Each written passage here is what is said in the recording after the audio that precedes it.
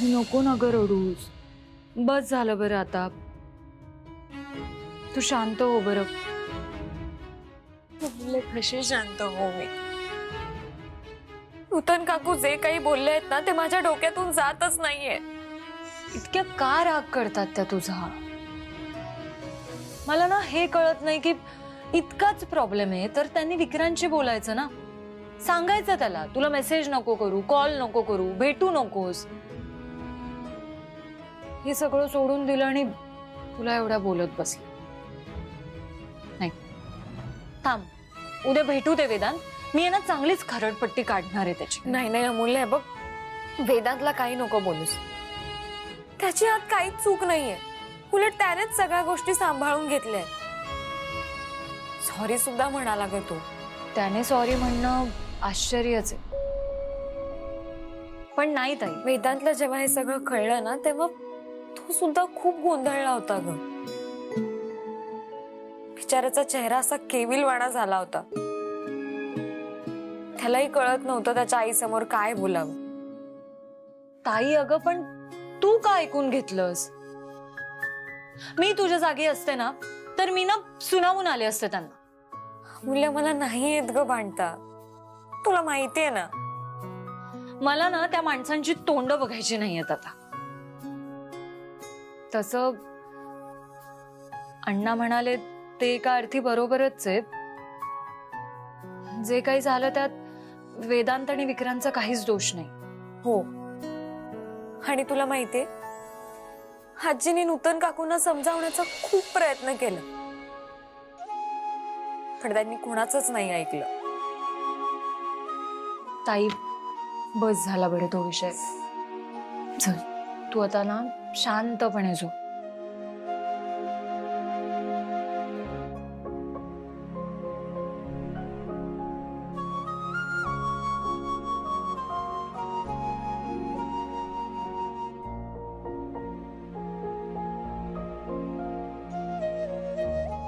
थोपटावं तुला?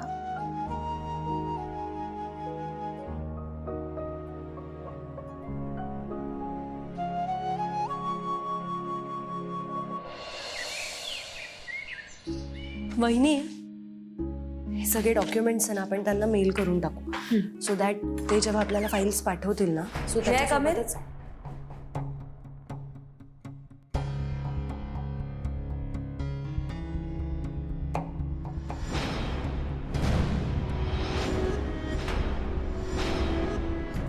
सारिका ये ना अगं, ये.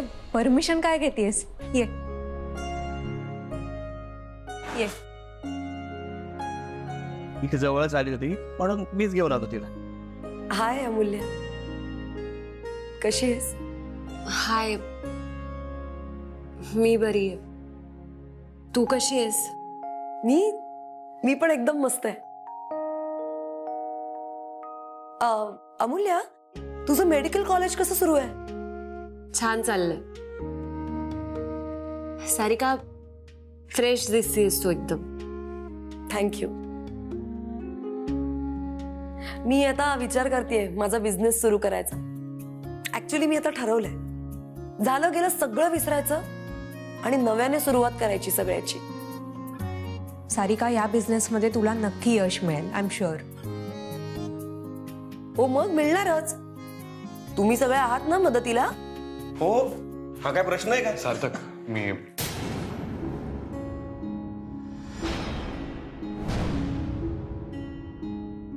सारिका, हाय. हाय. तू इथे? वेदांत, अरे मीच घेऊन आलो हिला. आपल्या ऑफिस जवळ एक जागा आहे ना, ती पाहायची होती. ती नवीन बिझनेस सुरू करते ना. हो, गुड. कशी आहेस तू आता? कशी दिसते?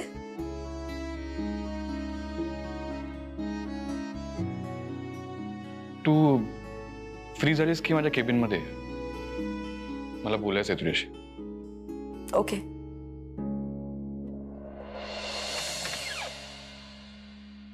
सारिका ग, बस ना तू. अगं नाही, नको. It's okay. बरं सारिका, आत्ता जी जागा बघितलीस ती कशी वाटली? छान आहे जागा ऍक्च्युली, म्हणजे मला हवी तशी स्पेशियस आहे, छान. हो, पण थोडं मॉडिफिकेशन करावं लागेल सारिका. हो दादा, हे बघ ते सगळं प्लॅनिंग आपण करूच, पण मी असं अधूनमधून इथे तुमच्या ऑफिसमध्ये तुम्हाला भेटायला आले तर चालेल ना तुम्हाला? ऑफकोर्स, तुला जेव्हा वाटेल ना तेव्हाही. बर.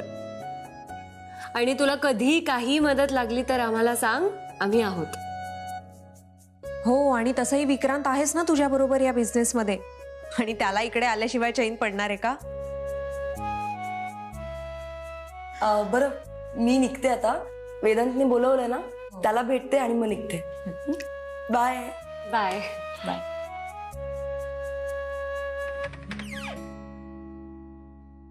वहिनी, सारिकाला असं बघून खूप खूप खूप बरं वाटलं.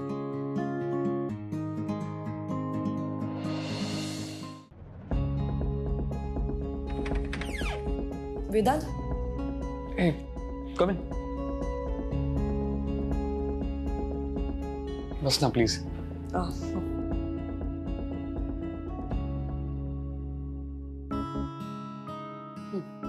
तू काही घेणार आहेस, चहा कॉफी? नाही नाही, मला काही नको. तुला काय बोलायचं होतं? सारिका, मला मला मला कळत नाहीये मी कसं बोलू. मागे जे काही घडलं, मी तुला जे काही बोललो ते तू प्लीज मनाला लावून नको घेऊस. वेदांत, हे बघ, जे झालं ना ते झालं. नाही, पण मला खरंच असं काही म्हणायचं नव्हतं. म्हणजे माझं इंटेन्शन. तुझं इंटेन्शन चांगलंच होतं, मला माहितीये. कम ऑन वेदांत, हे बघ, झालं ते झालं.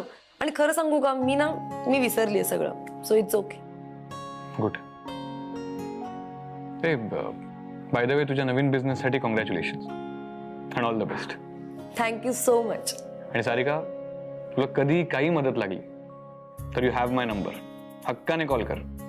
नाही, मी करेन नक्की, पण आता मदतीसाठी पप्पा आणि विक्रांत दोघंही आहेत. So it's okay. तर विक्रांत आहे म्हटल्यावर तर. त्याला खूप नॉलेज आहे NBFCचं. हो. बरं वेदांत, माझी ना बिझनेस रिलेटेड 2-3 कामं पेंडिंग आहेत, ती करायची आहेत मला. बाय. सारिका,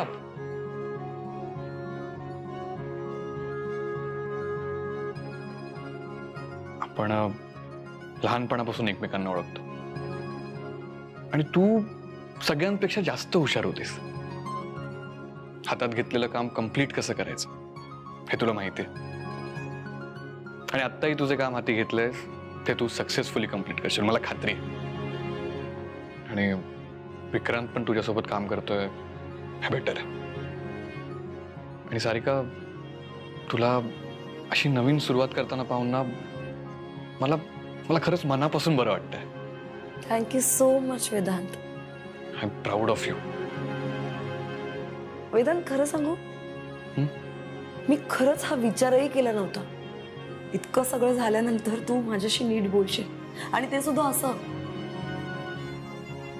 पण ट्रस्ट मी, आता मी तुझ्या विश्वासाला कधीच तडा जाऊ देणार नाही. Bye. Bye.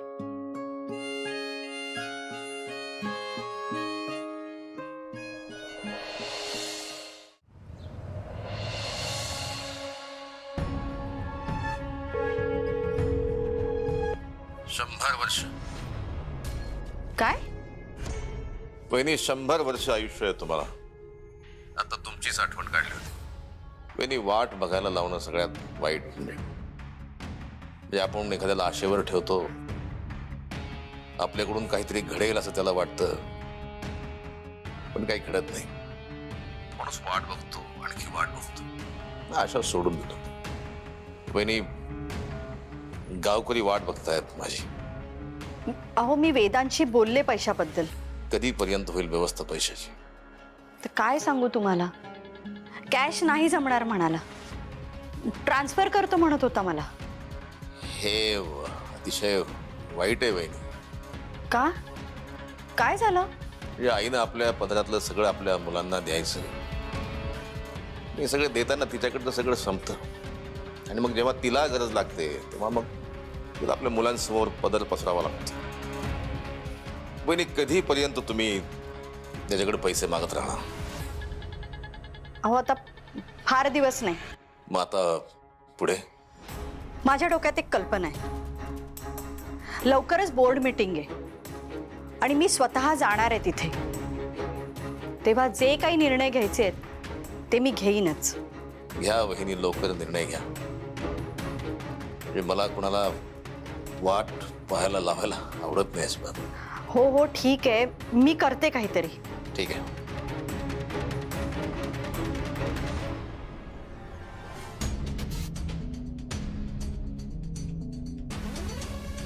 Hello, Rajesh Gupte, Nutan Wankhede बोलतेय. मला जरा बोलायचंय तुमच्याशी.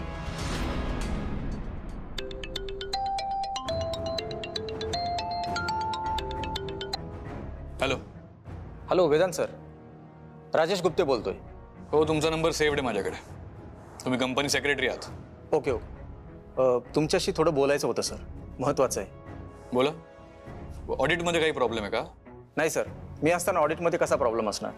मग सर, नूतन मॅडम बोर्ड मीटिंगमध्ये एक नवीन मेंबर अपॉइंट करणार आहे. काय? कोणी सांगितलं? नूतन मॅडमने. सर, त्यांच्याकडे 76% कंट्रोलिंग पॉवर आहे. त्या डिसिजन घेऊ शकतात. पण असं अचानक? आणि कोणाला अपॉइंट करणार काही सांगितलं का? नाही सर, ॲक्च्युली मला असं वाटतं की तुम्हीच त्यांना विचारा. मला माहिती द्यायची होती म्हणून मी तुम्हाला फोन केला. Okay, thank you. Welcome sir.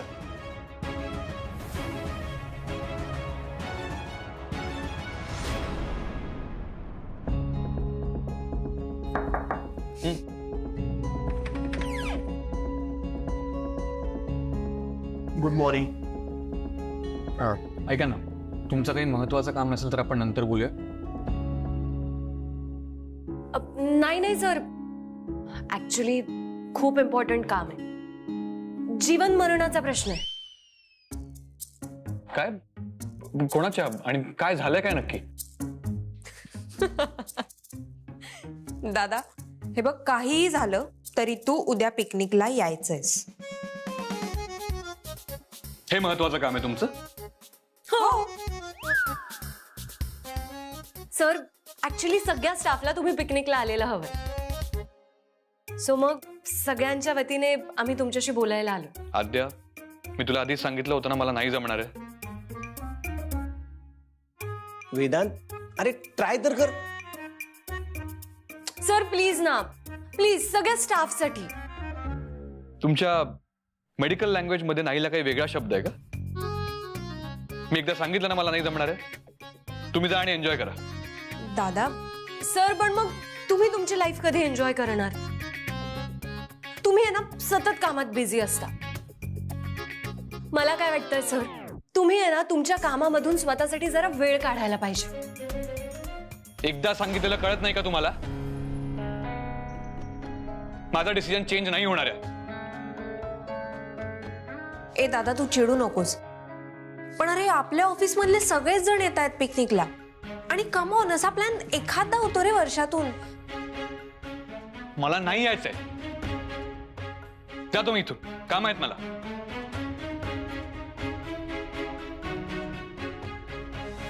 चला.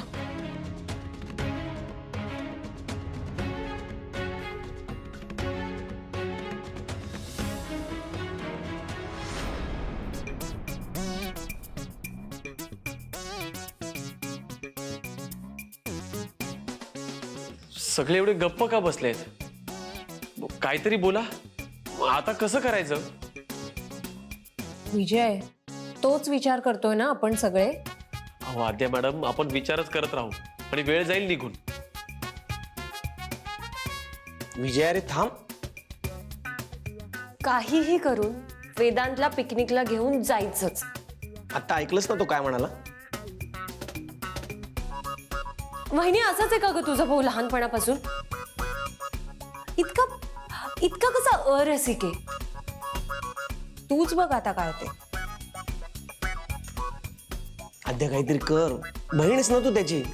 मी का करू? इमोशनल ब्लॅकमेल केलं तर? अमूल्या, पण तो तुझं का ऐकत नाहीये? म्हणजे तुझं ऐकायला हवं ना त्याने. वेदांत आणि माझं ऐकणार. वहिनी, अगं हे जर कोणी ऐकलं ना तर हसतील आपल्यावर. हो अगं, पण एक आयडिया आहे. बोल बोल, लवकर बोल. मी ना सरांच्या केबिनच्या बाहेर उपोषणाला बसतो.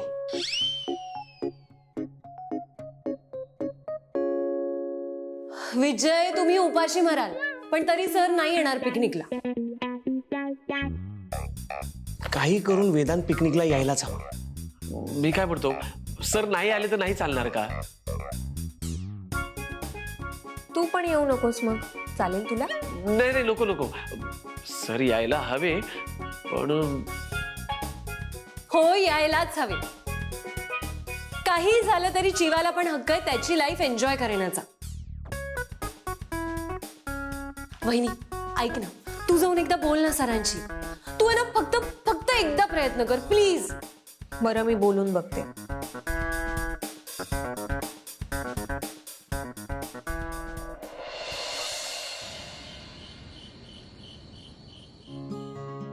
बरं ऐका ना, उद्या आमच्या ऑफिस स्टाफची ट्रिप जाणार आहे. पण म्हणजे तू पण चालली आहेस का?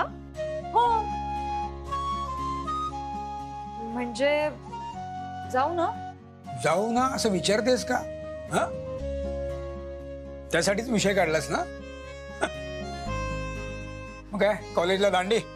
नाही नाही अण्णा, मग? कॉलेजला सुट्टी आहे म्हणून तर जातीये. पण जाताय कुठे? केवढा पाऊस आहे बघतेस ना. हो. अगं आई, फार लांब नाही, वेदांचं फार्म हाऊस आहे, तिथेच जाते. वा, मज्जा चालली आहे तुझी तर. मज्जा वगैरे काही नाही ग, पण आणि अमूल्या, जरा सांभाळून बर का. म्हणजे अंधार पडल्यावर बाहेर पडू नका.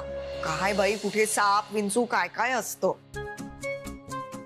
अगं आई, विंचवाची काय हिम्मत मला चावायची. गधडे, अण्णा काळजी वाटते म्हणून म्हणते ना मी. मग आई म्हणून कशी काळजी वाटते ना तुला तर नाहीच कळणार आता. बर, मुलीची काळजी आईलाच असते का? हा? हे तुमचा काळजीचा डोस देऊन झाला असेल तर मी देऊ आता? डोस नाही, मी तर म्हणते इंजेक्शनच द्या. हा हा, अरे बघ, हे तिकडे कुठे जातेस ना, तिकडे सांभाळून जायचं, कळलं? आणि कोण कोण जाणार आहे? सार्थक दादा आहे, आद्या वहिनी आहे आणि आमच्या ऑफिसचा सगळा स्टाफ. आणि वेदांत? नाही, त्याला यायला नाही जमत. का?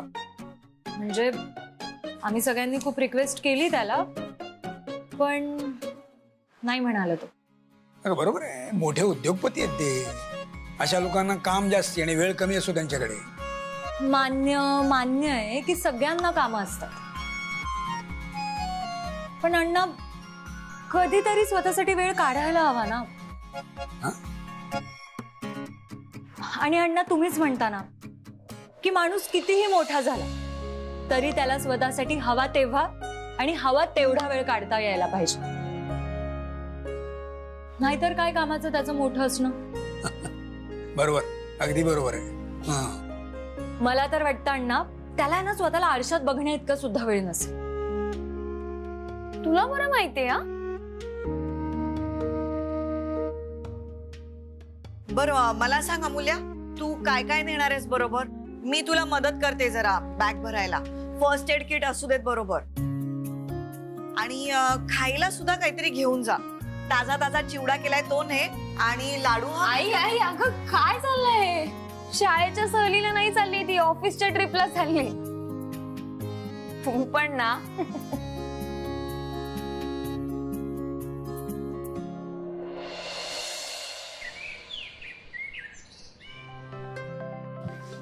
ठीक आहे.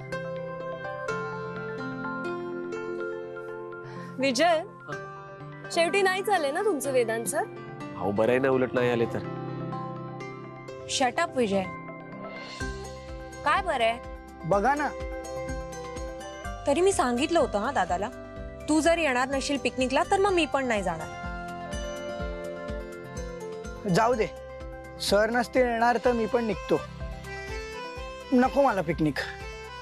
अरे बरं थांब 1 मिनिट, आपण एकदा परत फोन करूया.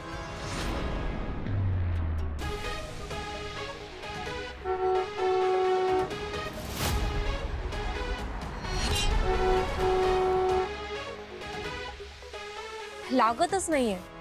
मग आता काय करायचं? नाही आले तर नाही आले, गेले उडत. आपण सगळे एन्जॉय करूयात.